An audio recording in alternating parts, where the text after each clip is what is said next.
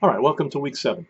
This week we are addressing chapter 5, which explores the issue of public opinion, how it's formed, how we can track shifts in public opinion, and the challenges associated with accurately measuring public opinion.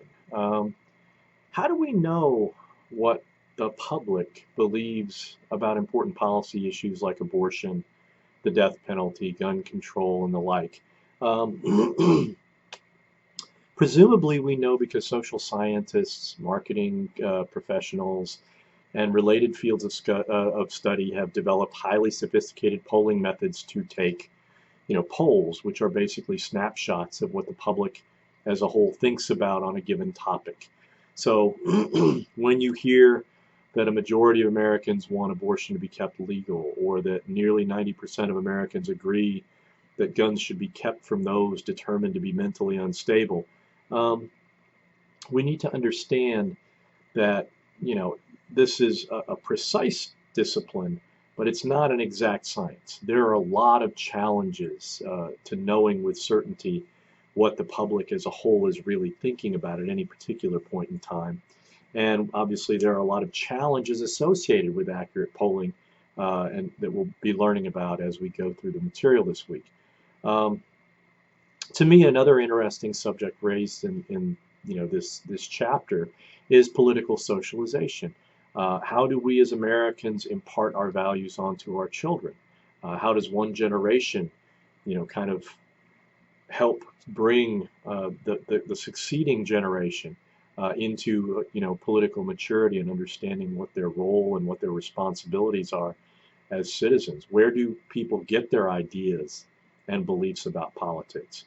Um, to no small extent, family is the first initial agent of socialization. So if you think about, for me, both my parents were Army officers, and both of them were trained nurse anesthetists.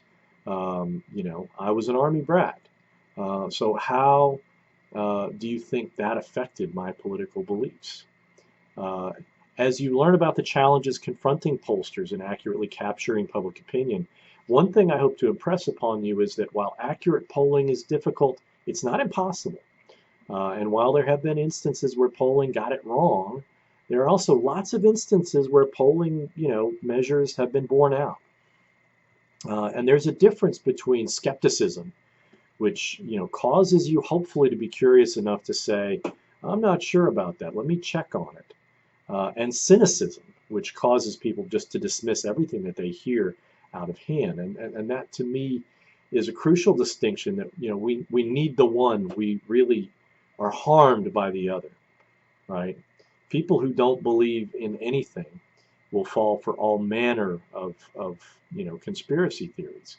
Alex Jones is a guy who has made a lot of money engaging in conspiracy theories that involve the denial that the Sandy Hook and Marjorie Stoneman Douglas school shootings never happened, and that the people who have been in the media as victims and survivors of those shootings were somehow crisis actors, and that's led a lot of people to attack victims of these school shootings as as somehow trying to you know foist fake news on the rest of the public.